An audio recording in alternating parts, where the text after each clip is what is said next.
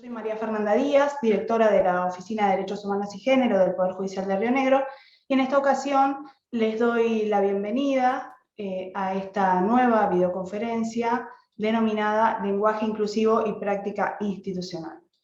Es la quinta videoconferencia que se realiza en el marco del ciclo de capacitaciones virtuales que esta oficina se encuentra realizando a lo largo del presente año. En esta ocasión, la disertación está a cargo de la doctora Lucía Sanfardini, quien es profesora en letras, es magíster en lingüística y doctora en letras, egresada de la Universidad Nacional de La Plata. Fue becaria doctoral de la Universidad Nacional de La Plata y del CONICET entre los años 2014 y 2019, y actualmente es becaria postdoctoral de CONICET. Realiza sus estudios de investigación en el Centro Interdisciplinario de Estudios sobre Derechos, Inclusión y Sociedad de la Universidad Nacional de Río Negro. Se ha desempeñado como docente en escuelas secundarias, institutos terciarios y en las universidades nacionales de La Plata, Río Negro y Comahue. Es docente de las asignaturas Gramática 2 y Semiología y Análisis del Discurso en el CURSA, Universidad Nacional del Comahue, y del taller de Expresión Oral y Escrita para Contador Público de la Universidad Nacional de Río Negro. Sus trabajos de investigación se enfocan en los estudios de variación lingüística en el marco del discurso político y, recientemente, en la variedad patagónica del español. Desde el año 2014, además, ofrece talleres y capacitaciones sobre lenguaje inclusivo y sexismo lingüístico. Bueno, en esta ocasión esperamos que nuevamente se encuentren con la posibilidad de incorporar nuevos conocimientos acerca de esta temática que tanto convoca siempre. Les recordamos que las preguntas pueden ir realizándose a medida que la disertación de la doctora Sanfardini avanza, sin perjuicio de lo cual les aclaramos nuevamente que aquellas consultas que quieran realizar se deben realizar por el chat de manera escrita y con posterioridad a que finalice la disertación de la doctora, se le realizarán por parte de esta oficina de manera oral. Bueno, bienvenidas, bienvenidos, y le doy la palabra a la doctora Sanfardini. Bueno, Fernanda, muchas gracias. Voy a ponerme ahora a compartir pantalla y ya comienzo. A ver. Ahí estamos. Bueno, en principio quería agradecer la invitación, la convocatoria a ser parte de este ciclo de capacitaciones. Es un honor para mí, una alegría. Y bueno, siempre aprecio mucho las convocatorias a poder compartir un poco el trabajo que hago, las investigaciones que llevo adelante y los temas que me interesan en otros ámbitos que no son el propio ambiente universitario, por ejemplo, que es al que me dedico en la actualidad, ¿no? Y eso me estimula y me gusta mucho, así que les agradezco un montón que me hayan invitado. En principio quería comentarles que bueno, lo que me motiva a compartir algunas reflexiones sobre esta cuestión, esta problemática o este asunto, digamos, que hoy por hoy sigue siendo tan discutido, tan polémico, ¿no? Tan debatido en nuestra sociedad, es por un lado, bueno, esta intersección que por lo menos yo habito, que es un poco los intereses y las preocupaciones por la lingüística y por el estudio del lenguaje, y por otro lado, por supuesto, bueno, cierta práctica y participación en el ámbito del feminismo y de las luchas de las mujeres, en las que he participado de diversas maneras estos años, y ese interés me llevó a hacerme algunas preguntas en relación a, o sea, desde la lingüística, en relación al debate sobre el lenguaje inclusivo, que me parece que sería relevante e interesante compartir con ustedes, para empezar a pensar un poco antes la discusión, antes de pensar qué tendríamos que hacer o qué podemos hacer con el lenguaje en las instituciones, preguntarnos, bueno, ¿por qué diríamos que el lenguaje es sexista? Si lo es, si son todas las lenguas, o en realidad nos podemos hacer esta pregunta en relación al español y quedarnos conformes, digamos, con empezar por ahí, ¿no? Entonces, bueno, esas preguntas me interesa retomarlas y compartirlas en el marco de mi exposición, y en función de eso ir juntas respondiéndonos esas preguntas, y pensando esta discusión que deja a la luz también acerca de la pregunta sobre el lenguaje inclusivo, ¿no? O sea, no solamente sobre el lenguaje inclusivo, sino sobre el uso de la lengua, ¿no? En general. Así que les propongo comenzar entonces con la exposición, que va a ir orientada o guiada por esas preguntas. Contarles también que los nodos problemáticos que fui identificando los encontré como la base de distintas lecturas que fui realizando a lo largo de estos años. Como decía Fernanda en mi presentación, yo hace ya 8 años que vengo trabajando este tema en distintos ámbitos, en distintas instituciones, con distintos colectivos o grupos que me han convocado para charlar de esto. Y la verdad es que creo que detrás de las propuestas y de los planteos, tanto más académicos como en el debate público, subyacen estas discusiones, ¿no? La primera pregunta que tendríamos que hacernos, o que me parece que es justo y ético, digamos, partir desde qué concepción tenemos de la lengua, ¿no? De qué es una lengua, qué es el lenguaje. Porque depende de la respuesta que le demos a esta primera pregunta, ¿tiene sentido o no tiene sentido, es pertinente o no darnos la discusión acerca del lenguaje inclusivo, ¿no? Entonces, lo primero que voy a decir es que una lengua, desde la perspectiva que yo lo considero y a la que adscribo, es justamente una herramienta de comunicación. Esto parece una verdad de perogrullo, pero no es un acuerdo en el ámbito académico, sino que hay quienes contestarían a esta pregunta diciendo que la lengua es como es, ¿no? Porque es el reflejo del pensamiento. Frente a esa concepción que asume también la presencia de una serie de normas rígidas, de una estructura profunda un poco invariable, ¿no? Del lenguaje, yo, sin embargo, adscribo a esta otra posición que la considera como una herramienta de comunicación que tiene la forma que tiene porque está permanentemente siendo tironeada o controlada, podríamos decir, condicionada por dos factores, ¿no? Por un lado, el factor comunicativo y por otro lado, el factor humano, ¿no? ¿Qué quiere decir esto? Quiere decir que encontramos la producción lingüística o la forma en la que hablamos está condicionada, por un lado, por lo que necesitamos resolver comunicativamente, las necesidades comunicativas que tenemos, que pueden ser informar, vender, comprar, ser políticamente correctos, expresar sentimientos, un montón de necesidades comunicativas distintas podemos tener en cada circunstancia, y por otro lado está limitada por lo que podemos producir lingüísticamente, es decir, por la capacidad que tiene nuestro aparato fonador de producir determinados sonidos por sobre los otros, ¿no? Entonces, esas dos cuestiones están permanentemente moldeando esa forma de la lengua.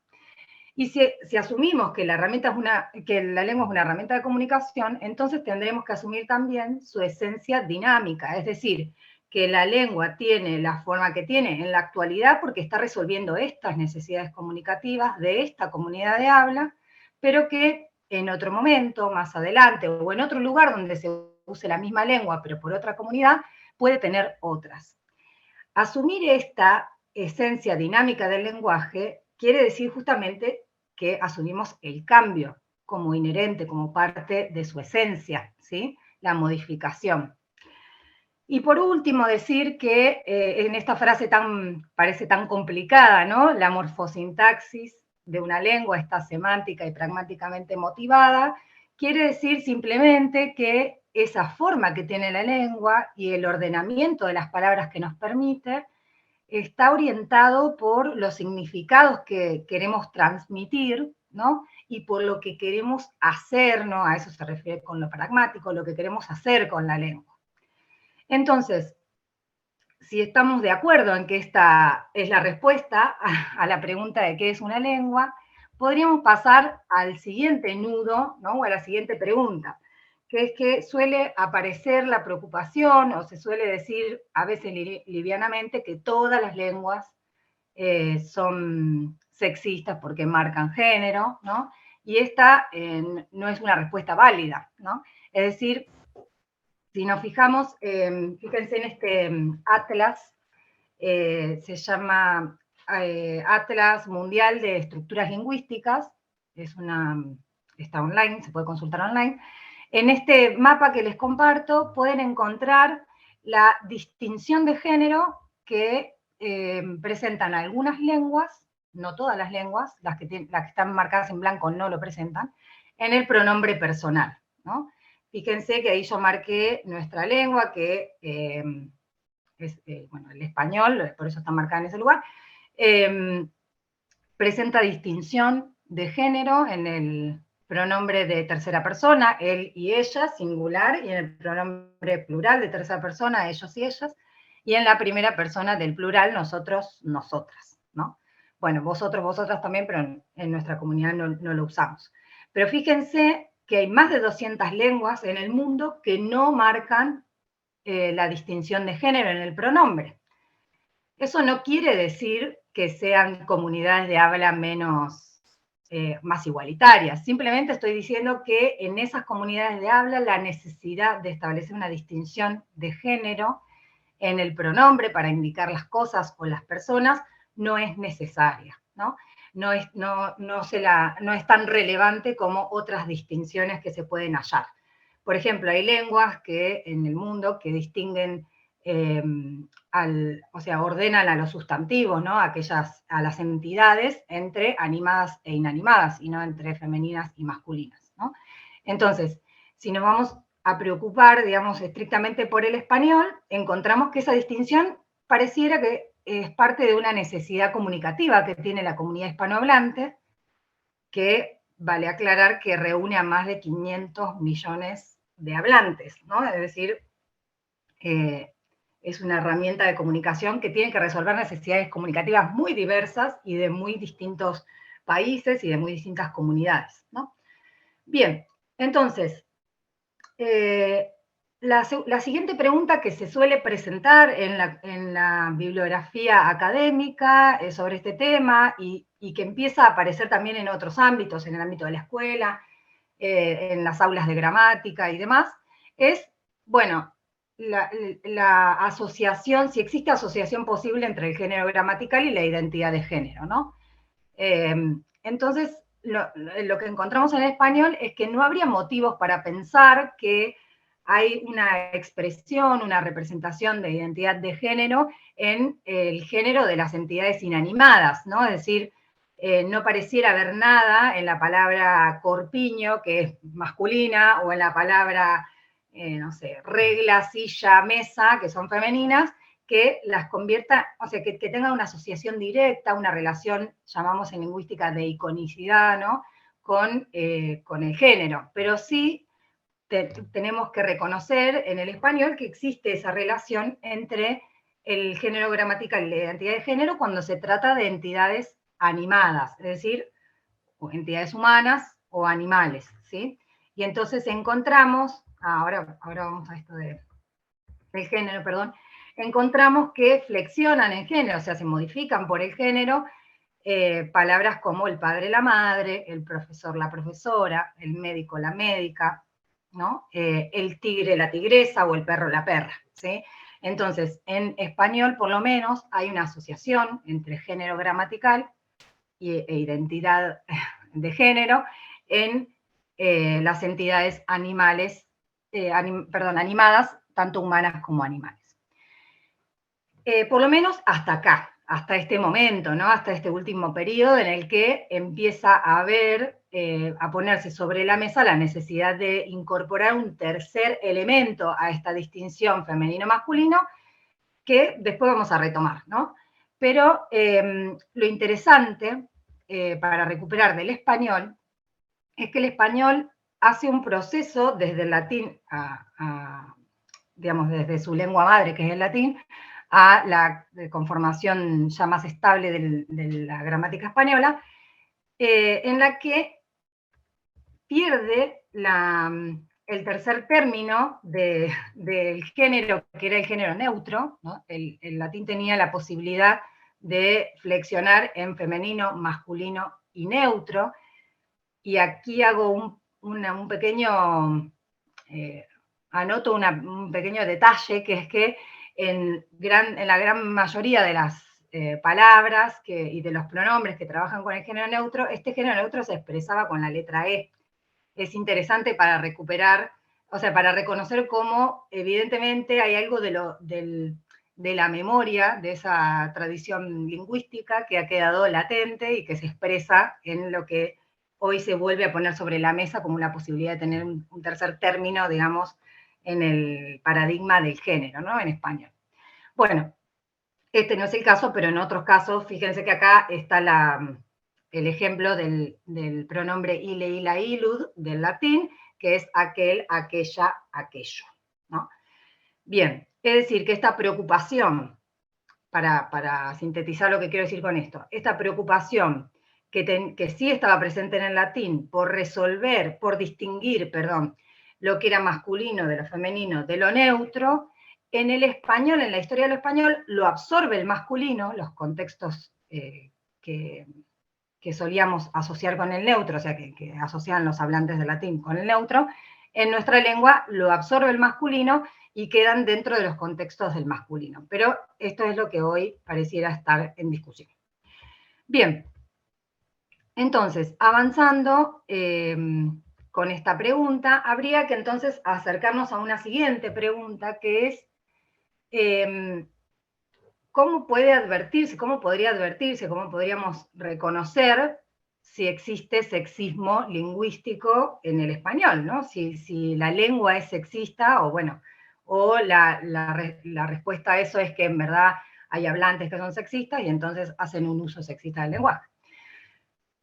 Para respondernos a esta pregunta, yo siempre trabajo con esta definición, que ahora ya quedó un poquito vieja, de Lomas del 99, pero que me resulta a mí muy útil, para contestar a la pregunta de qué es el androcentrismo y el sexismo, ¿no? Entonces, para Lomas, el androcentrismo es ese punto de vista que asume la experiencia masculina como la medida de las experiencias humanas, ¿no? Es esa perspectiva desde la que miramos el mundo como si fuera universal, pero en realidad asume la visión, el punto de vista masculino de la realidad, ¿no? El sexismo, por su parte, lo define como ese conjunto de métodos empleados en una sociedad androcéntrica que determinan una situación de inferioridad, subordinación y explotación de las mujeres, ¿no? Lomas hablaba en ese momento solamente de las mujeres, no consideraba, por ejemplo, las disidencias, las otras identidades sexuales y de género, perdón. Entonces, si esto es el androcentrismo y el sexismo, la pregunta que cabe hacerse es, o la hipótesis que tendríamos que considerar, es que para poder advertir que el español es una lengua sexista, deberíamos poder observar en el corazón de la lengua si aparecen elementos que releguen lo femenino a una situación de inferioridad, de subordinación, de invisibilización, etc., ¿no? Entonces, bueno, las respuestas que se suelen dar en primer término para esto, ¿no? Y asociados a esta pregunta que les anticipaba hace un ratito, de si la lengua es sexista o son los hablantes los que hacen un uso sexista del lenguaje,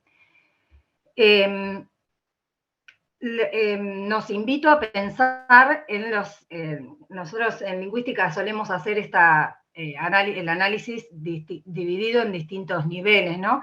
El primer nivel en el que se advierte esta cuestión como una preocupación y que lo advierten, por ejemplo, las ya añosas guías del lenguaje no sexista que tienen algunas instituciones.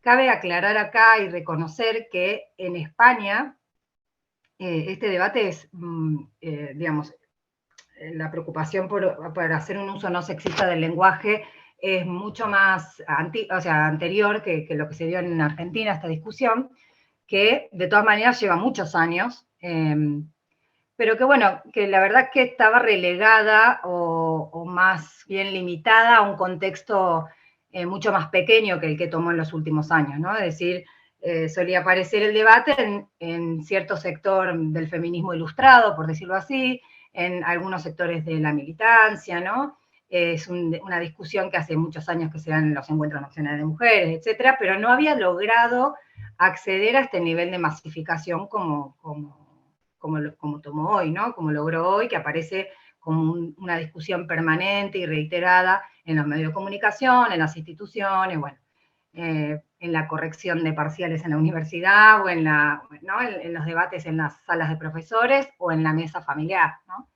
Esto sí que es bien reciente, de los últimos años. Bueno, entonces, la primera identificación que se suele hacer de que existe, en apariencia, ¿no?, el sexismo en el español es, por ejemplo, la advertencia de que hay estos llamados duales aparentes, ¿no? Es decir, estas formas femeninas que cuando toman la forma femenina adquieren un valor peyorativo, ¿no? El fulano y la fulana, el zorro y la zorra, el hombre público, la mujer pública, bueno, son los ejemplos ya paradigmáticos de este tipo de fenómeno en la lengua, ¿no?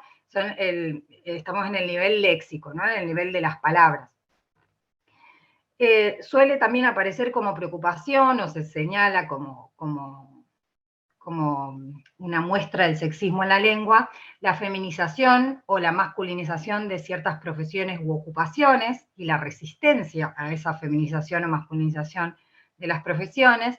Entonces, el ya añoso debate presidente-presidenta, juez-jueza, el ministro, la ministra, ¿no?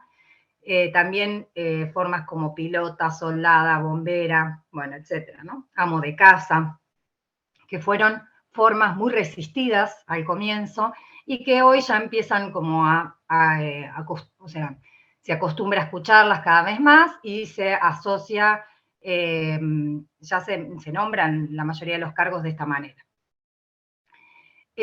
Luego también encontramos en el nivel del léxico, que es el más, insisto, el más visible, el más obvio, el que primero sale a la mano, ¿no?, cuando se discute este tema, aparecen los morfemas o los sintagmas que no presentan a priori equivalentes, ¿no? El caballero, la arpía, bueno, todas las palabras, o sea, o buena parte de las palabras asociadas al mundo de la sexualidad, ¿no?, y a cierta concepción de la sexualidad. Entonces, viril, ninfómana, frígida, señorita, primera dama, bueno, la mujer de, son tanto palabras como sintagmas que aparecen solamente en uno de los dos géneros y que no es frecuente encontrar su conversión al otro género, ¿no? Bien, pero este es el nivel, insisto, más obvio, el primero, el que primero advertimos, ¿no?, cuando estudiamos este tema. Ahora, habría que pensar ya en el siguiente nivel, el nivel más profundo, el que es menos evidente, que es el de la morfología, ¿no? Es decir, todas esas formas de la lengua que tienen que ver con el número, el género, los aumentativos, ¿no?, todas las flexiones del verbo, bueno, todos esos accidentes, que le llamamos accidentes, que presentan las palabras, tanto los verbos como los sustantivos, y las otras clases de palabras, que son parte del corazón de la estructura de la lengua y que también parecieran presentar rasgos o usos sexistas, ¿no? Por un lado, encontramos este fenómeno del genérico masculino, es decir, si entramos a una sala y hay 10 hombres y una mujer, se acostumbra a decir los saludo, ¿no?, o bienvenidos.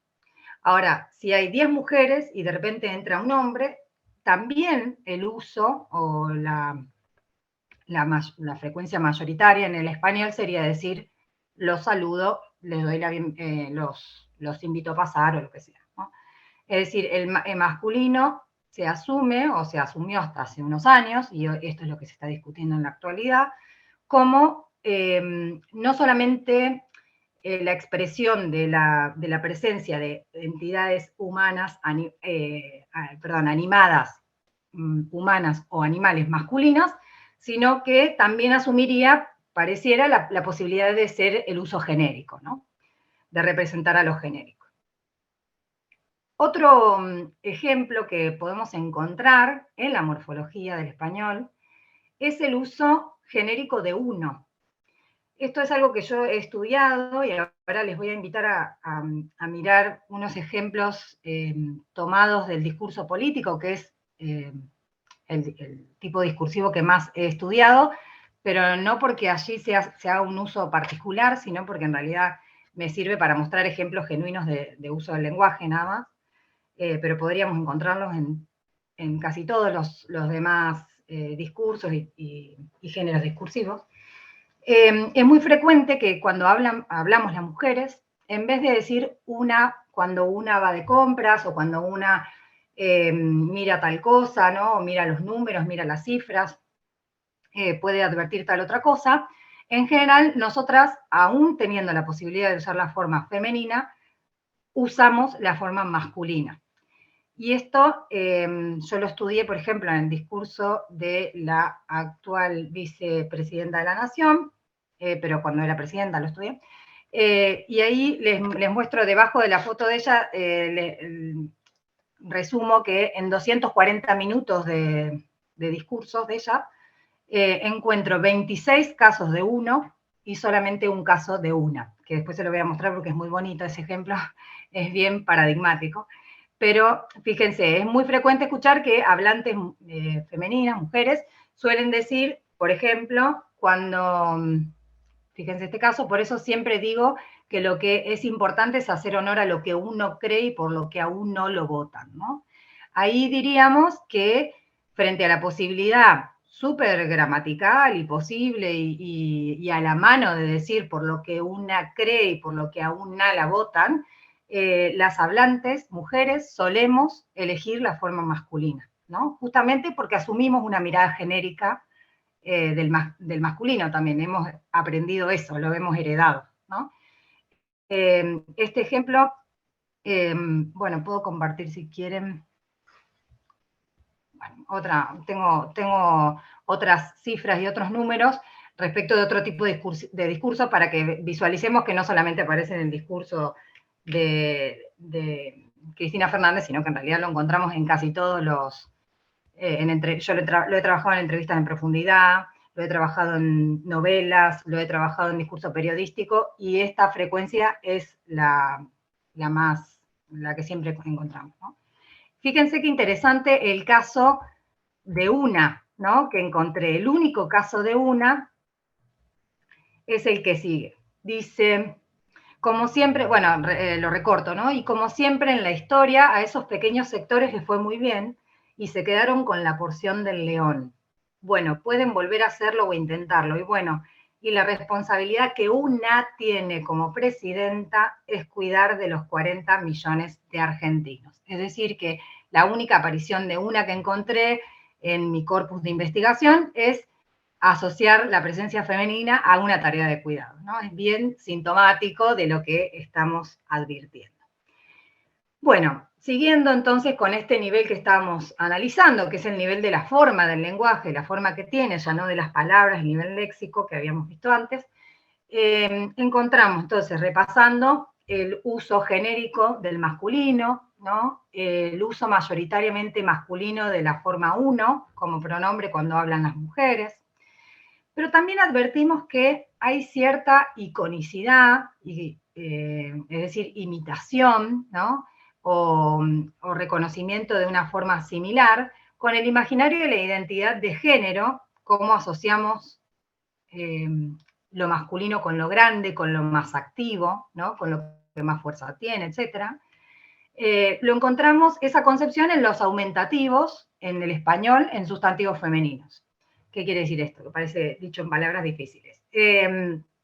Cuando una palabra, cualquiera, por ejemplo, cuchara, puerta, casa, son palabras femeninas, cuando las transformamos en diminutivas, fíjense este caso, siguen siendo femeninas. Ahora, cuando adquieren un tamaño grande y las transformamos en aumentativos, ¿no? Con los aumentativos las transformamos en algo grande, adquieren el género, cambian de género femenino al masculino. Cuchara, cucharita, cucharón, puerta, puertita, portón, casa, casita, caserón, ¿no? En muy contadas ocasiones, el aumentativo toma el valor femenino, y en general es muy peyorativo, ¿no? La mujerona, se decía, ¿no? En ciertos contextos. Es decir, la mayoría de las veces sucede esto, que los sustantivos femeninos, cuando son asumidos como pequeñitos, siguen siendo femeninos, pero cuando adquieren un tamaño grande, son reconocidos como masculinos, ¿no? Se convierten en masculinos. Y acá es interesante porque no cabe la posibilidad de pensar que no se está traduciendo una concepción, una perspectiva de las cosas, ¿no? Y del mundo, y de cómo se comporta, cómo se comportan las entidades en el mundo, ¿no? Que eso es lo que hacemos con el lenguaje, recortamos y ordenamos la realidad en relación con determinadas categorías. Acá se está traduciendo una concepción de la iconicidad en relación con la identidad de género en la gramática. Esto es 100% gramática, el ejemplo que les acabo de dar.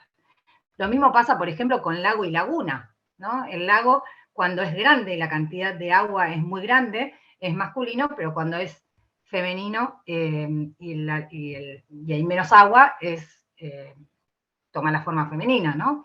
Ahí hay una perspectiva que está impregnada en la estructura de la gramática y que es súper inadvertida, ¿no? Por la mayoría de los y de las hablantes. Entonces, bueno, ahora cabría preguntarnos también en el siguiente nivel de análisis, que es el nivel de la sintaxis. Ya hablamos de las palabras, ya hablamos de los accidentes de las palabras, ¿no? De cómo se modifican estas palabras y de cómo se comportan en relación a la estructura del lenguaje. Si ahora pensamos en el ordenamiento de estas palabras, en cómo las ordenamos unas al lado de las otras, eso es la sintaxis, es colocar formas, encontramos que también solemos ordenar en función de la perspectiva que tenemos de la escena, ¿no? Esto decimos en la endopragmática y en el cognitivismo también, se suele considerar que lo primero que mencionamos es lo que más relevante o más focalización requiere, ¿no? Lo que nos resulta más relevante o lo que queremos darle mayor foco. Y fíjense cómo hay expresiones del estilo damas y caballeros, donde lo femenino está primero, y compañeros y compañeras, donde lo masculino está primero, ¿no?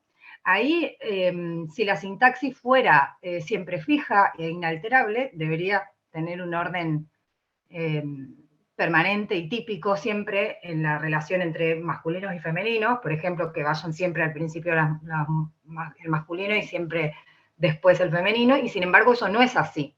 Entonces, lo que hacemos los hablantes es ordenamos en función de algún criterio, ¿no? Lo que estamos nombrando. Entonces, es frecuente encontrar estas formas y podríamos decir que lo que sucede en este tipo de casos es que lo que se está focalizando es, en el segundo caso, que es compañeros y compañeras, expresiones típicas del ámbito de lo político, de lo gremial, ¿no?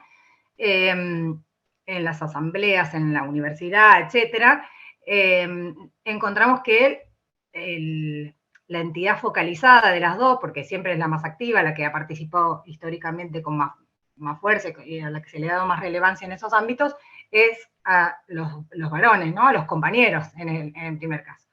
Y en el segundo caso. Y en el primer caso, suele decirse con mucha frecuencia que ese tipo de expresiones aparecen en el ámbito de la caballería, ¿no? Y de la, digamos, en ámbitos más formales, ¿no? Pero de cierta caballerosidad, y aparecen las damas primero, ¿no? Ya no focalizadas como las más fuertes y las más frecuentes, sino en una posición de pasar primero por debilidad, digamos, ¿no? Entonces, estos comportamientos sintácticos distintos de la aparición del género femenino y masculino suelen tener relación, guardar íntima relación, y esto es algo que voy a sostener a lo largo de toda la exposición, con los contextos de uso en los que aparecen, ¿no? Ninguna de nosotros podría decir que tiene un comportamiento absolutamente coherente en todos los contextos. Sería raro y hasta medio insólito que nos comportáramos lingüísticamente igual en todos los contextos y en todas las situaciones, ¿no? Porque de hecho nos perderíamos de las posibilidades que nos ofrece la lengua en todo sentido, ¿no? En las distintas estrategias, no solamente en cuanto al género. Bien, El último nivel de análisis, donde también podemos observar y advertir el uso sexista que se ha hecho del lenguaje en algunos aspectos, es en el nivel pragmático discursivo, ¿no? Es decir, ya lo vimos en sus palabras, lo vimos en la estructura, lo vimos también en el ordenamiento que realizamos los hablantes y las hablantes de esas palabras y las posibilidades que nos ofrece la lengua para hacerlo. Ahora, en aquello que hacemos con el lenguaje y ya en el nivel del discurso que generamos, suele aparecer con mucha frecuencia, por ejemplo, este fenómeno, ¿no? Que yo lo he estudiado también en la oportunidad de mi tesis, en una parte de mi tesis, cómo las autorreferencias en tercera persona, por ejemplo, aparecen en el caso de las mujeres con los roles que asumimos, y en el caso de los varones directamente con el nombre, como si no hiciera falta mencionar el rol que ocupan, ¿no? En cada caso. Entonces, por ejemplo, escuchamos expresiones como mamita sabe, esta presidenta tal cosa, la abuela te va a cuidar esta noche. En cambio, son muy frecuentes, muy comunes expresiones como, bueno, o en realidad estas son las más conocidas, pero las podemos advertir un montón de otros casos, como el Diego hablando de sí mismo en tercera persona, o Riquelme también hablando de Román en tercera persona. Chávez también lo hacía. Esta frase del César es muy conocida y es muy, muchísimos, o sea, es muy conocida y es súper tradicional. César cruza el Rubicón y enfrenta a los galos, lo dice César hablando de sí mismo, ¿no? Entonces, encontramos que cuando las personas, o sea, depende el caso de las mujeres o de los varones, aún ocupando cargos similares, como los ejemplos que voy a mostrar, no hace falta para los varones dar más cuenta que de su nombre, en cambio para las mujeres hace falta aportar el plus de la garantía de por qué están en determinados contextos y aparece generalmente más el cargo, ¿no? Entonces, por ejemplo, fíjense el ejemplo de arriba es de Cristina Fernández y el de abajo es de Hugo Chávez, ¿no? Por ejemplo, dice, y tomar una decisión de levantar la mano frente a esas amenazas, bien vale que esta presidenta reconozca propios y ajenos, ¿no? En vez de bien vale que podría haber dicho, bien vale que Cristina, o bien vale que Cristina Fernández, o bien vale que una, ¿no? Hay un montón de otras expresiones en tercera persona que tenía como alternativa y se eligen estas formas. Lo mismo en el caso de abajo, que dice, los soldados no sabían que era Chávez el que estaba ahí, dice él mismo sobre sí mismo, ¿no? Y no hace falta aclarar que es el presidente ni nada. Bueno, estos ejemplos, todos los ejemplos que muestro hasta acá los muestro porque son ilustrativos de un comportamiento, porque son el comportamiento más frecuente, ¿no? No estoy sacando conclusiones de un solo caso, sino que he estudiado, digamos, estos comportamientos y o sea, en todos los casos se trata del comportamiento mayoritario, ¿no? Que encontramos. Por último, también para mencionar en este nivel de análisis, en el nivel pragmático discursivo, encontramos que ya hace muchos años que en la sociolingüística, por ejemplo, habla de o reconoce estereotipos femeninos y masculinos en los modos de hablar. A esto se le ha llamado socialización generizada, es decir, que en el uso que se hace de la palabra se suele asumir un rol aprendido, que es el de mujeres o varones, hasta acá, por lo menos, esos roles binarios, y esa socialización se aprendió a ejercer de determinada manera, ¿no? Entonces, se aprendió a hablar como varón y se aprendió a hablar como mujer. Y en este caso implica determinados comportamientos. Por ejemplo, las mujeres nos sentimos habilitadas para hablar en ciertos contextos y obligadas a callar sentimos que deberíamos callarnos en ciertos otros, ¿no? En el nivel de lo público, lo natural o lo esperable es que estemos más calladas, que seamos más temerosas para hablar, y en el nivel de lo privado se suele esperar de nosotras que hablemos más, ¿no? Que seamos más expresivas, sobre todo en el ámbito de los sentimientos, del cuidado, ¿no? Bueno, etc. Lo mismo respecto del uso de las afirmaciones y de las modalizaciones. Es mucho más frecuente encontrar a hombres que afirman y a mujeres que modalizan, ¿no? Le llamamos modalización a estos casos. Yo siempre cuento una anécdota de una asamblea, ¿no?, en la universidad, cuando recién empezaba a estudiar, y me llamaba mucho la atención cómo los varones solían decir directamente lo que opinaban sobre determinado tema, y las mujeres empezaban: a mí me parece, yo creo, pienso que, capaz que estoy equivocada, pero, y ahí recién llegaba la opinión, ¿no? Entonces, esa también es un comportamiento generalizado, un aprendizaje de género a la hora de hablar y de participar en el ámbito, por ejemplo, de lo público. Lo mismo la posibilidad de levantar la voz o de mantener un tono bajo, ¿no? Y eso también cambia de contexto a contexto lo que se espera de cada quien. A esto la sociolingüística variacionista, hace muchos años ya, le llamó género electo, ¿no?, al comportamiento, o sea, porque reconocía un comportamiento típico en los varones y en las mujeres en el uso del lenguaje. Fíjense este caso, este ejemplo, qué bonito, de Corintios. No, qué bonito no, qué terrible, pero digo que es muy elocuente respecto a lo que estamos diciendo. Fíjense, en Corintios encontramos esta cita: vuestras mujeres callen en las congregaciones, porque no les es permitido hablar, sino que estén sujetas, como también la ley dice. Y si quisieran aprender algo, pregunten en casa a sus maridos, porque es indecoroso que una mujer hable en una congregación, ¿no? Es decir, fíjense si no hemos heredado estos usos del lenguaje generizados y estos comportamientos típicos de ser varones o de ser mujeres, ¿no? Bueno, otro ejemplo, bueno, este lo voy a dejar.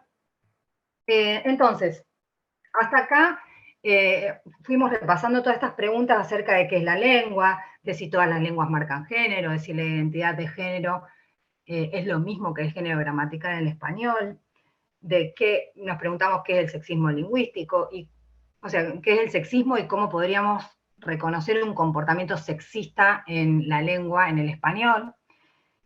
Y ahora me interesa repasar cuáles fueron las distintas propuestas que hasta el momento se registran en el español para superar o para incluir, o sea, para superar el sexismo o para generar un uso cada vez más incluyente del género gramatical en este caso, ¿no? Por un lado, la respuesta más típica, la primera, es la duplicación, ¿no?, que es absoluta, o sea, nadie podría decir que no está previsto en el uso del lenguaje que aprendimos en la escuela, hasta las gramáticas más ortodoxas dirían que la duplicación es una posibilidad del español, ¿no? Compañeros y compañeras, fíjense el ejemplo 2, desechás el medicamento que ha sido prohibido por la institución de salud y te quedás tranquilo o tranquila, ¿no? Es muy frecuente encontrar estos usos.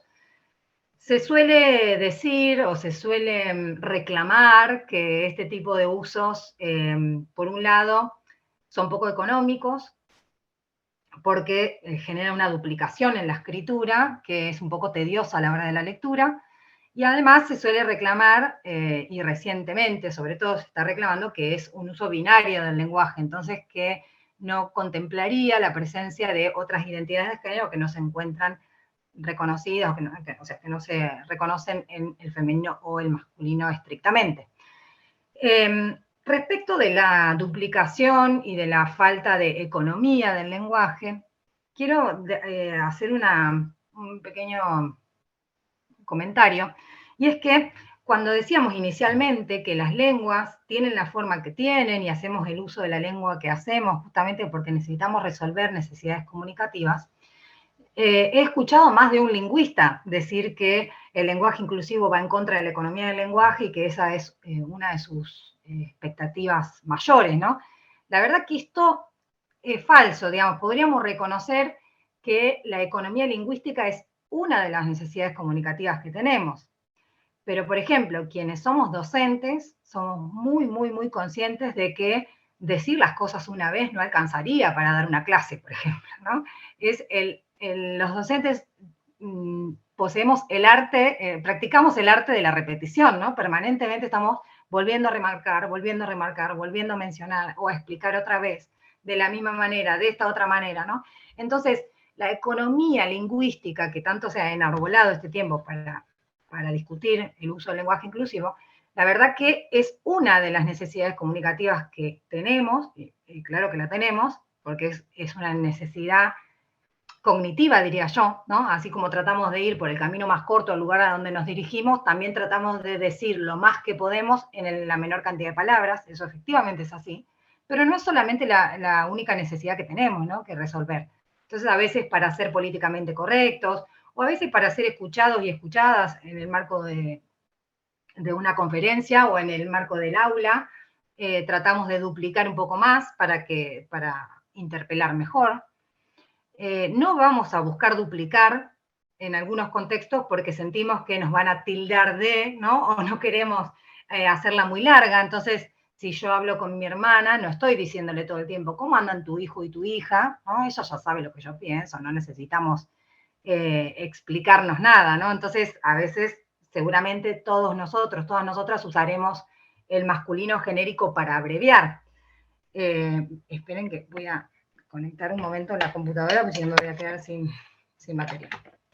Entonces, otra vez vuelvo a que no en todos los contextos, no todas las veces será necesaria la estrategia, o sea, cada uno de nosotros evaluará y de nosotras evaluará cuándo es necesaria la estrategia, por ejemplo, de la duplicación o de otros usos incluyentes del lenguaje, ¿no?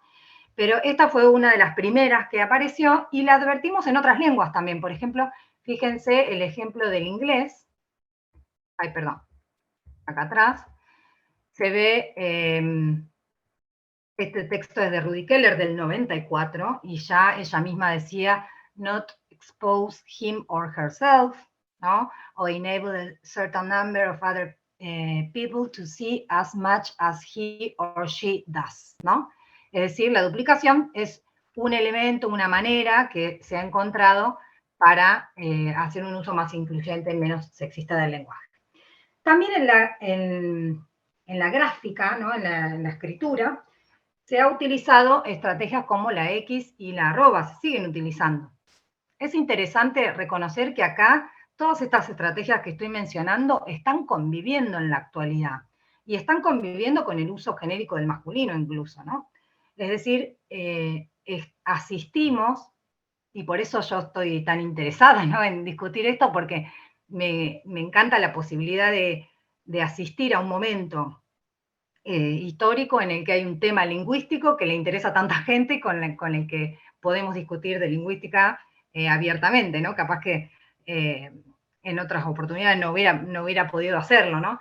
Y esto, ¿qué quiere decir? Que es el único cambio que aparece en este momento, en la actualidad, en el español. No, todo el tiempo están conviviendo con nosotros formas de cambio lingüístico o matrices de cambio, como preferimos llamarles, porque no podemos asegurar que vaya a haber un cambio lingüístico, solo decimos que asistimos a lo que podría ser una matriz de cambio, ¿no?, una posibilidad de que haya un cambio lingüístico en la estructura del lenguaje, en este caso, por ejemplo, en el género gramatical, pero todo el tiempo y en otras zonas de la gramática del español está pasando lo mismo. Lo que pasa es que no está tan politizada esa discusión, digamos, pero sí que existe y está presente, ¿no?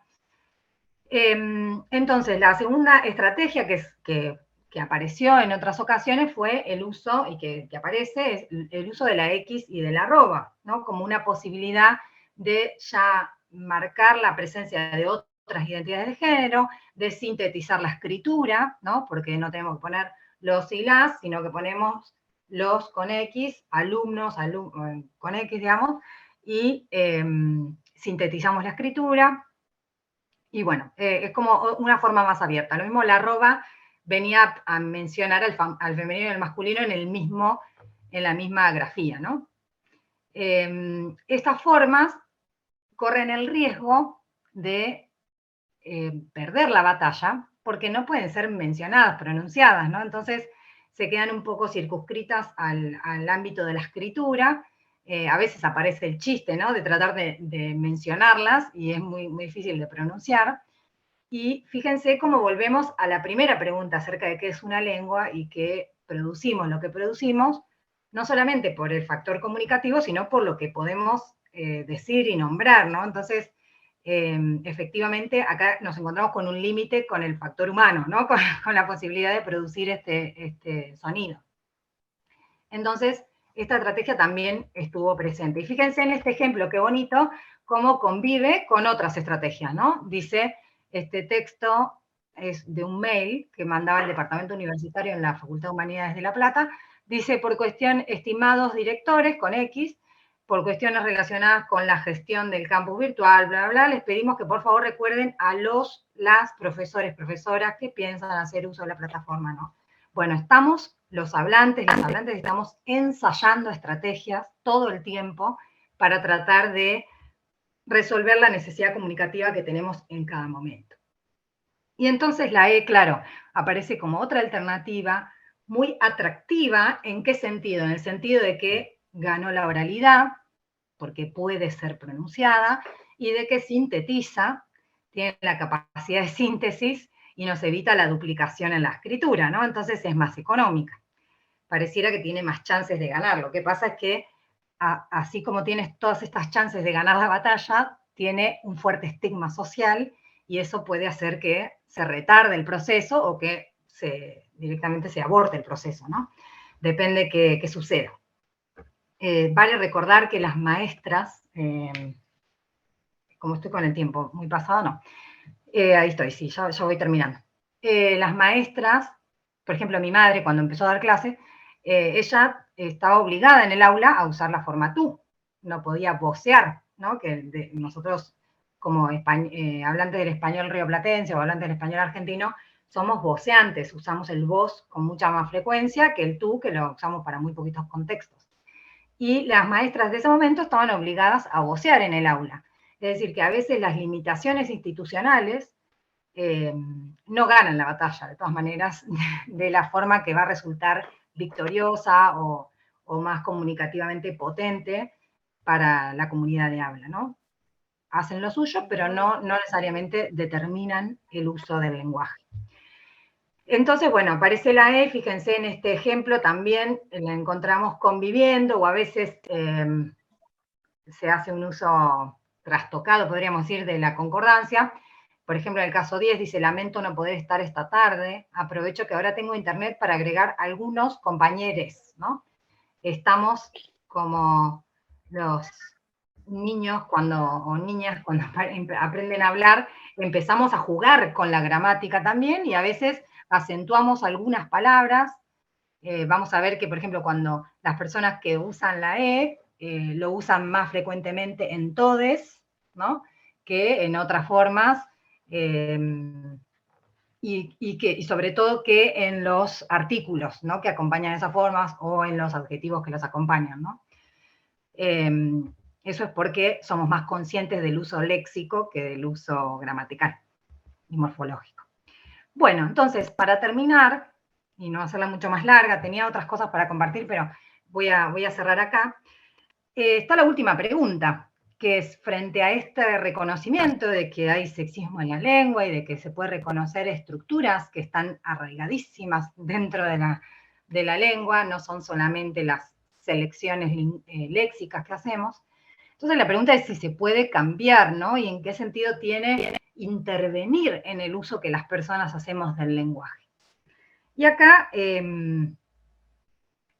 suelo no estar de acuerdo con el optimismo extremo que hay sobre cambiar el comportamiento lingüístico sin más, ¿no? Y a toda hora y en todo lugar, que a veces se propugna. Yo creo que si bien esta es una relación de doble entrada, coincido con lo que dijo Lakoff en 1981, fíjense hace cuánto tiempo que hay determinadas cosas que se vienen discutiendo. Ella dice, el lingüista puede, mediante el análisis lingüístico, contribuir a detectar dónde se producen las disparidades, ¿no? Esas disparidades. Y puede sugerir maneras de decir cuando se han conseguido mejoras. Pero es necesario reconocer que el cambio social produce el cambio en la lengua y no al revés. O que en el mejor de los casos, el cambio lingüístico influye lenta e indirectamente en el cambio de actitudes. ¿Esto qué quiere decir? Que fundamentalmente lo que va a dirimir la batalla lingüística es el cambio en el comportamiento social probablemente, ¿no? El que, de hecho, por eso estamos discutiendo hoy en tantos lugares distintos este tema, y es porque socialmente, políticamente, se instaló con mucha fuerza el debate que ha instalado el movimiento de mujeres y las disidencias acerca del uso del lenguaje y tantas otras discusiones. Y ganó mayor fuerza y tiene tanto vigor por la aparición que se suscitó la cuarta ola, ¿no? Hace unos años. Por eso lo estamos discutiendo en tantos lugares y ganó la calle esta discusión, ¿no? Ahora, yo no creo que no sea posible modificar el comportamiento lingüístico o que el comportamiento lingüístico no modifique de algún modo el comportamiento social. Pienso que hay algunas transformaciones que hacemos del comportamiento lingüístico que tienen mucha relevancia, que es importante que nos demos la discusión para llevarlos adelante, que es, por ejemplo, en el contexto formal, ¿no? En este ejemplo que yo daba hoy, si yo en mi casa, con mi familia, hago uso del masculino genérico, sin más, para resolver la comunicación rápidamente, no pasa nada. Ahora, si entro en un aula y solamente saludo en masculino, o si en una legislación solamente hablo de varones,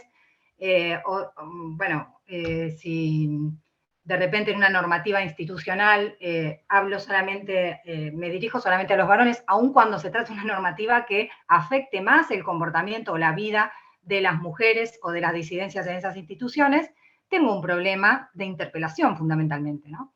Entonces, pienso que en esos ámbitos, en el ámbito de lo formal, que es lo que hoy nos ocupa y nos reúne, creo que tenemos que hacer un esfuerzo para ensayar las mejores formas, las formas más inclusivas de uso del lenguaje, ¿no? Entonces, un ejemplo de esto es cómo en nuestra comunidad de hablar de homicidio volviendo a la idea esta de cómo recortamos la realidad, ¿no? A nosotros como comunidad de hablantes no nos alcanza mencionar la forma homicidio, que es esta muerte causada por parte de una persona a otra, ¿no? Sino que hay determinados contextos o situaciones donde nos importa mencionar, dar cuenta de una realidad especial, ¿no? Entonces tenemos formas en el español como el parricidio. Nos parece tan aberrante, tan terrible matar al padre, que tenemos una palabra específica para dar cuenta de esa experiencia. Lo mismo que nos parece aberrante matar, o sea, como sociedad, como comunidad, nos parece tan terrible la muerte, no es cualquier muerte, la del hijo, la de un hijo o una hija, que tenemos también un término específico para señalarlo. Lo mismo el magnicidio, ¿no? Cuando se da muerte a un rey, una reina, un presidente, una presidenta, etcétera, alguien que detenta el poder, se reconoce como magnicidio, ¿no? No nos alcanzaría a decir que hubo un homicidio, hay un elemento más que hay que mencionar.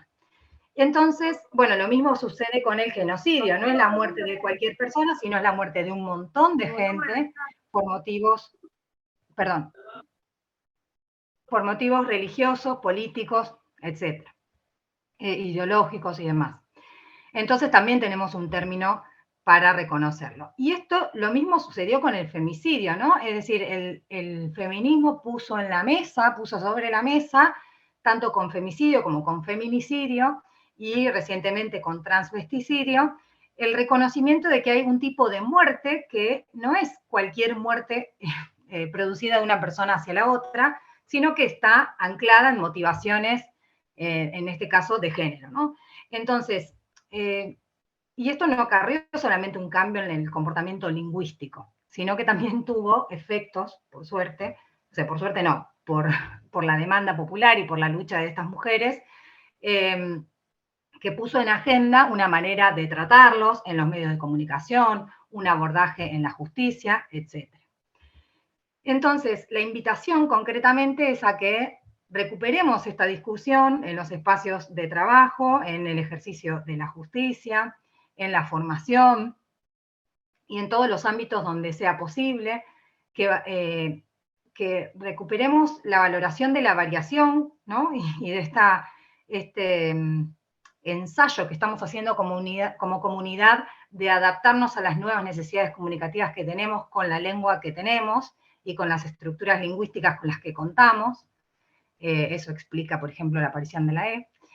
Que atendamos a los contextos de uso formal fundamentalmente, que puedan aparecer formas inclusivas de uso del lenguaje en programas, en reglamentos, en estatutos, ¿no?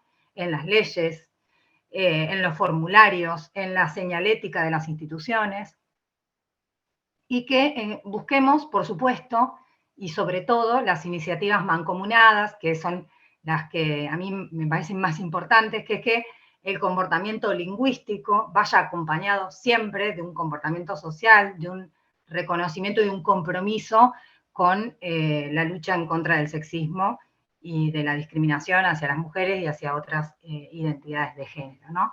Esa es un poco la invitación y la búsqueda con esta exposición en la que traté un poco de hacer un repaso sobre los que son para mí los principales nudos del debate. Bueno, eso es todo. Muchas gracias. Lucía, hay unas preguntitas, ¿te parece que te las hagamos? Buenísimo, sí, perdona, discúlpeme que se me cortó. No, bueno, pasan estas cosas, todo bien. Una de las preguntas es así: ¿por qué se dice que el lenguaje crea realidades? Bueno, en principio por esto mismo que acabo de mencionar en relación, a ver, quienes dicen que el lenguaje crea realidades están dándole un poco más de valor a esta relación que yo establecí hoy entre comportamiento lingüístico y comportamiento social, ¿no? Por decirlo de alguna manera, por sintetizarlo de algún modo, a que el lenguaje afecta a la construcción de realidad, es decir, lo que se nombra es reconocido como aquello que existe, ¿no? Y lo que no se nombra, entonces, está bajo la sospecha de ser por lo menos invisibilizado, ¿no? O no reconocido, o no recortado de este fondo. Decimos que el lenguaje es esa relación que se establece entre fondo y forma, ¿no? O sea, de un fondo yo recorto una realidad, la tomo y le pongo una etiqueta, una palabra. Entonces, nombrar justamente genera una constitución de realidad, ¿no? O sea, construye realidad, reconoce a una entidad como tal. Por eso también veamos que son tan debatidos algunos, por ejemplo, se me ocurren ejemplos de procesos políticos que según cómo sean nombrados es como son concebidos. No es lo mismo decir proceso de reorganización nacional que genocidio, que dictadura militar, ¿no? Fíjense, frente al mismo hecho nos posicionamos de manera distinta, ¿no? No es lo mismo, bueno, se les deben ocurrir un montón de ejemplos donde según cómo se mencione, por ejemplo, la profesión de cortar el pelo. No es lo mismo un coafer que una peluquera que un estilista. No es la misma, el mismo tipo de ejercicio de esa profesión, de ese oficio, ¿no? Sino que tiene en lingüística decimos, se adoptan distintas perspectivas cognitivas sobre la misma escena, ¿no? Se mira lo mismo desde distintas ópticas. Entonces, según cómo concibamos a determinadas cuestiones, es que las consideramos o no, o la manera en la que las consideramos. Es muy común que esas disputas se den a nivel léxico, como mencionaba recién, los ejemplos que daba recién. Otra pregunta. No sé sí, una más puede ser. Por supuesto, las que quieran, sí. ¿Qué implica que asumimos una mirada genérica del masculino? Con esto queremos decir que, ¿vieron ese ejemplo que yo daba hoy acerca de, bueno, no sé si es el mejor ejemplo, pero cuando este ejemplo que daba de cuando entramos en una habitación y hay 10 varones y una mujer, decimos, los invito, ¿no? Porque son la mayoría, diríamos. Bueno, usé el masculino porque hay mayoría varones. Ahora, son todas mujeres, yo les hablo a mis estudiantes cuando son todas mujeres en femenino. Ahora, aparece un estudiante varón y empiezo a variar y a veces se me va el masculino, ¿no? Porque el aprendizaje que tenemos es que hace falta un elemento, no por decirle elemento a mis estudiantes, pero digo, un elemento del término masculino para que cambie el género del conjunto de lo denominado, ¿no? Y eso es asumir que el masculino tiene la capacidad de portar a todos los géneros. en ese mismo género, ¿no? Eso es algo que varios lingüistas van a defender incluso, ¿no? Que en nuestra lengua, y podríamos decir que el comportamiento lingüístico que vemos, o que vimos hasta no hace muchos años, era ese, que bastaba con mencionar al masculino como el portador de todos los géneros que no eran femeninos, o de todas las identidades que no eran femeninas, o cuando las femeninas están mezcladas con las masculinas. A eso nos referimos con el uso genérico, que no solamente nombra a lo masculino, sino que puede nombrar a lo masculino y a otras cosas, o a otras identidades. Otra pregunta, Lucía. Si la RAE califica como innecesaria la utilización de la E, ¿cómo se logra incluirlo en instituciones tan estructuradas como la policía, por ejemplo? Bueno, primero, eso es lo que me hubiera gustado compartir con ustedes. Los y las invito a consultar. Hay algunas guías de lenguaje inclusivo o de lenguaje no sexista que son interesantes y otras que no tanto, para mí, o que se puntualizan demasiado en lo léxico, por ejemplo, que me parece que es la parte menos interesante de la discusión. A mí la que me parece muy buena es la del Ministerio de las Mujeres, la que es bastante reciente, desde el 2019, y la última guía que sacó el Congreso de la Nación también me parece muy buena. Y ahí se explica, pero sobre todo en la del Ministerio de las Mujeres, hay una introducción de todo el marco normativo con el que contamos en Argentina para hacer uso del derecho de usar el lenguaje inclusivo, no sexista, hacer un uso no sexista del lenguaje. Y hay una serie de recomendaciones que son bien interesantes, que van desde formas más genéricas, como decir, por ejemplo, el estudiantado en vez de los estudiantes o las estudiantes, y después el uso de la duplicación, el uso de la E, hay distintas alternativas. Según algunos contextos, en algunos contextos nos va a resultar difícil, un poco chocante o incluso inconducente el uso de la E, y en otros contextos nos va a resultar súper conducente, como por ejemplo en políticas que están orientadas a las juventudes, y bueno, tiene sentido, ¿no? Probablemente tengamos la capacidad de interpelar. Entonces, volviendo a la pregunta acerca de la RAE, a mí me interesa mencionar primero una cosa. En las instituciones argentinas tendríamos que limitarnos al marco que establecemos los argentinos, las argentinas, al marco normativo que tenemos, de última al marco internacional, pero no tiene mayor sentido que desde Argentina nos preocupemos por responder a instituciones que no, o sea, sobre todo cuando hablamos del comportamiento institucional, que no son argentinas, ¿no? Me ha pasado que me plantearan en una escuela, por ejemplo, bueno, pero si la RAE no permite el uso de tal cosa, ¿por qué en la escuela lo hacemos? Porque la escuela no responde a la RAE.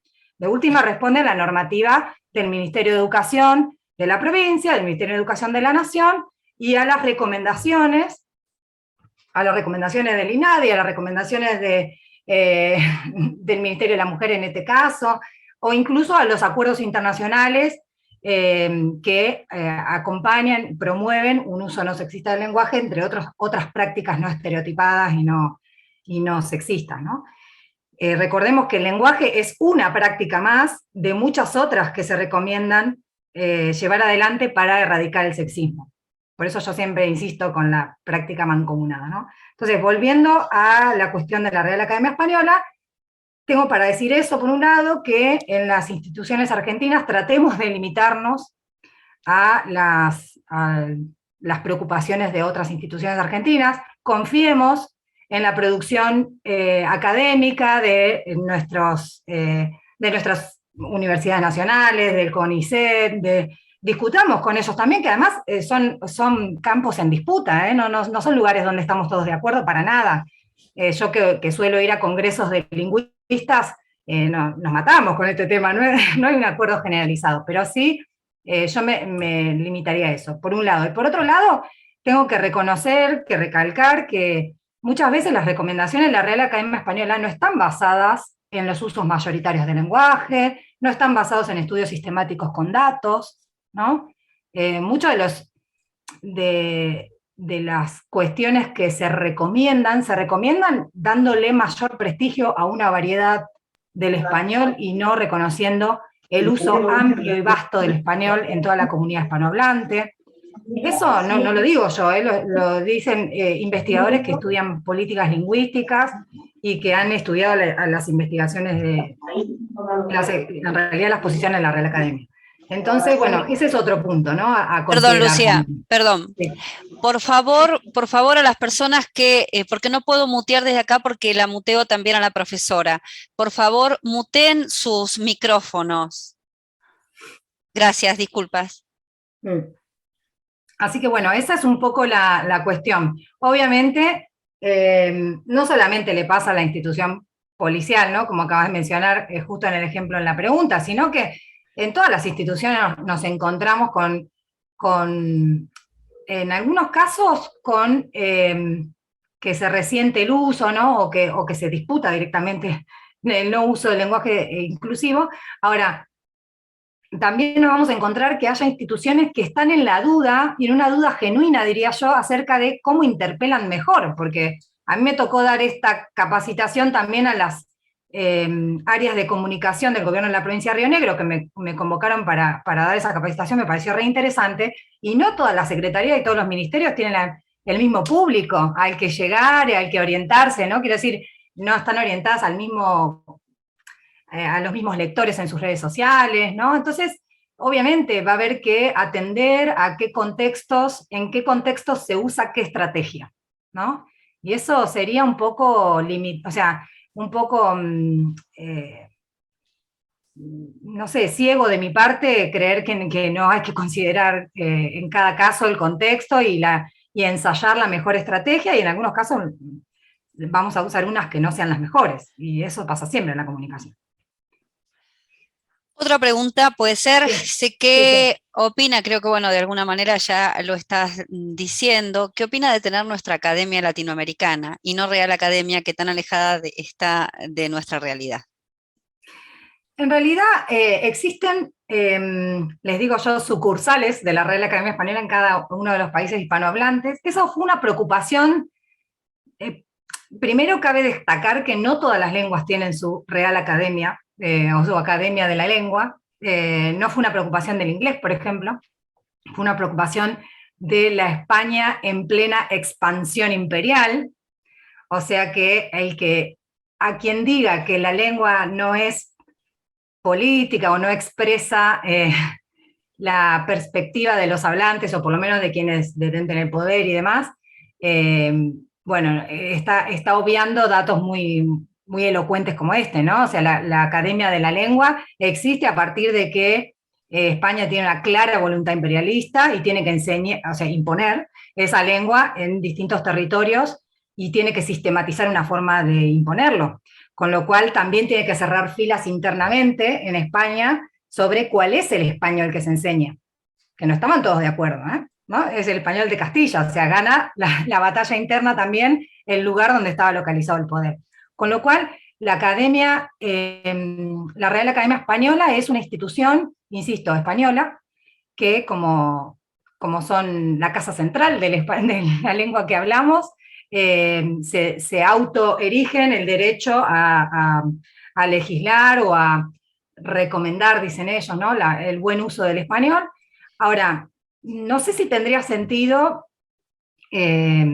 para eso contrarrestar, como planteaba Sarmiento, tener un español americano, o bien si en realidad no habría que simplemente reconocer las distintas variedades que conviven del español en la comunidad hispanohablante, que son un montón y son redistintas, y en todos los casos nos entendemos, porque lo hacemos, efectivamente, y ya está, ¿no? O sea, entiendo que que por ejemplo, en la educación tenemos la necesidad de más o menos estar de acuerdo en una serie de usos mayoritarios del español para enseñarlos en el aula o para sistematizar el español que hablamos con nuestros estudiantes en el aula. Pero bueno, son esos contextos, ¿no? O en el contexto institucional, o en el ámbito editorial. Pero no sé si la voluntad reglamentarista es la que más éxito tiene. El inglés no lo tiene, y no diría que es una lengua en retroceso, para nada, o que no tiene éxito comunicativo, para nada. Esta y otra pregunta más, Lucía, y cerramos, así Claro, no sí. nos nos vamos con el tiempo. Dice, ¿qué argumentos invitan a pensar a quienes señalan que el lenguaje inclusivo sería enseñar lenguaje de señas, por ejemplo? Es que en realidad sí, o sea, yo no voy no voy a aceptar la disputa de que supuestamente hablar de lenguaje inclusivo es solamente limitarse al género y que entonces pareciera que hay la existencia de otra vereda que está a favor de la lengua de señas de ninguna manera. O sea, no voy a aceptar esa discusión. Me parece que lo primero que tenemos que hacer es que estamos pensando en usar el lenguaje inclusivo como una más de las estrategias de una ética del cuidado, ¿no? O sea, yo cuando entro a un aula, y bueno, hablo de la manera más cercana posible a lo que me parece que me va a funcionar en el aula. Y que me va a funcionar con mis estudiantes. Y seguramente estoy incurriendo en prejuicios cuando, por ejemplo, empiezo a hablar en español y no asumo que puedo tener estudiantes que no son hispanohablantes. Obvio que hoy el debate que más prensa tiene es el debate del lenguaje inclusivo en términos de género, pero también tendríamos que darnos esta misma discusión en relación a la diversidad cultural y al pluralismo lingüístico, ¿no? O sea, tenemos un país con por lo menos un 10% de las personas censadas se reconocen, o por lo menos en el último censo, se reconocen originarias o sea, que son descendientes de pueblos originarios, o que son de pueblos originarios, o bien que son personas que nacieron en otros países y vinieron a vivir a la Argentina. ¿Por qué asumimos cuando entramos al aula, pienso yo en el aula porque soy docente, pero, o cuando entramos a cualquier reunión que todo el mundo habla español? Bueno, son prejuicios con los que nos conducimos, como en cualquier conducta social. Ahora, en la medida en que advertimos que hay un estudiante que no habla español, vamos a hacer lo posible porque se sienta incluido. Lo mismo nos va a pasar con un estudiante o una estudiante que no se reconoce como mujer ni como, o sea, como varón o como mujer y se reconoce con otra identidad, también vamos a tratar de incluirla o de incluirle, o vamos a, no sé, digo, no me parece que haya que caer en la discusión de que la inclusión es una cosa o la otra, sino que creo que las instituciones tenemos la obligación de ponernos a pensar cómo somos lo más inclusivas posibles en todo sentido, digamos, ¿no? Y vernoslas con el problema de eso, porque la diversidad es un problema, y bienvenido, pero es un problema. Es una complejidad para nuestra tarea.